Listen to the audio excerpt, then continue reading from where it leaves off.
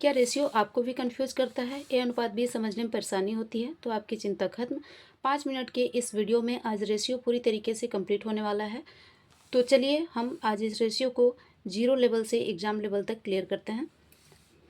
Ratio का मतलब समझने के लिए एक एग्जाम्पल यहाँ पे देखिए। सबसे पहले मान लीजिए मोहन के पास 10 किताबें हैं, राहुल के पास 15 किताबें हैं, तो उनकी किताबों का जो रेशियो होगा, अनुपात होगा, वो 10:15। अगर आप इस दोनों को 5 से भाग दे दें तो 2/3 या 2:3।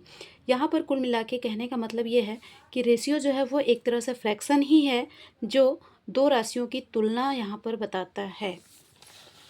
इसे ए अनुपात बी या A/B के रूप में भी लिखा जाता है। अगर इसकी सिंप्लीफाइड ट्रिक की बात करें तो रेशियो को सिंप्लीफाइड ट्रिक करने के लिए, जैसे यहाँ पे 24:36 है, इसको हमको सिंप्लीफाई करना है तो आपको क्या करना है, सबसे पहले 24 और 36 इन दोनों का आपको निकाल लेना है HCF।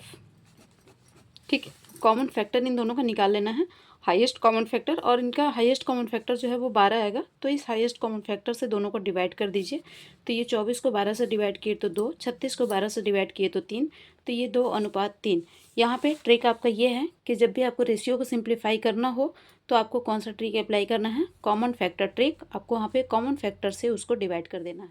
एक कॉमन मिस्टेक जो जनरली होती है, हम ये देखते हैं कि 5 मीटर अनुपात 200 सेंटीमीटर, मतलब सिर्फ कंपेयर करना ही रेशियो का मतलब नहीं है, बल्कि रेशियो का जो मीनिंग है वो है सजातीय राशियों की तुलना करना। सजातीय राशियाँ मतलब अगर यहाँ पर 5 मीटर है और यहाँ 200 सेंटीमीटर है तो ये सजातीय नहीं है, एक तरह की नहीं है, क्योंकि ये मापदंड जो है मीटर में है और ये सेंटीमीटर में है।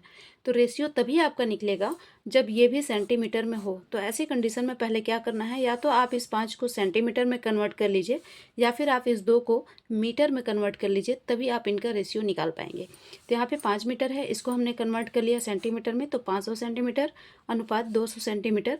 तो अब ये आपका जो रेशियो आएगा 5:2। तो कॉमन मिस्टेक्स जो होता है generally, ratio compare means same units. That means आपको रेशियो का जो कंपेयर करना है वो सेम इन यूनिट्स का होना चाहिए। अगर रुपए है तो रुपए से कंपेयर कीजिए, मीटर है तो मीटर से कंपेयर कीजिए, सेंटीमीटर है सेंटीमीटर से कंपेयर कीजिए। आगे हम देखते हैं मनी डिवीज़न, पैसों को कुछ अनुपातों में बांटना। जैसे 500 रुपये को 2:3 में हमको बांटना है। 500 रुपये हैं, उनको हमको 2:3 में बांटना है।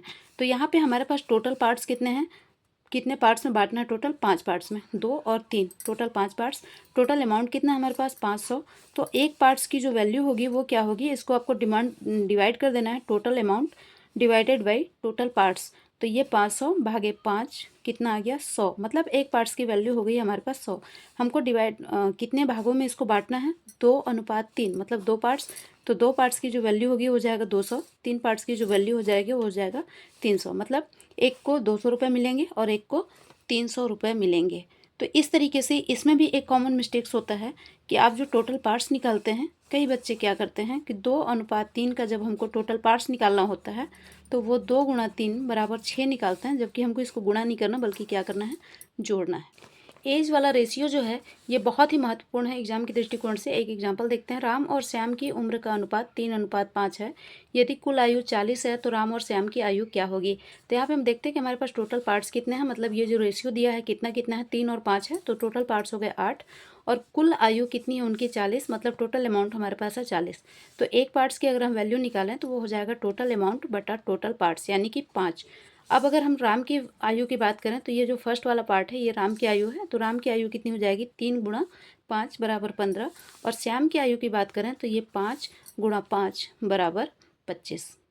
ये इंपॉर्टेंट एग्जाम क्वेश्चंस आपके लिए कि यदि A अनुपात B = 2:3 है, B अनुपात C = 4:5 है, तो A अनुपात B अनुपात C क्या होगा।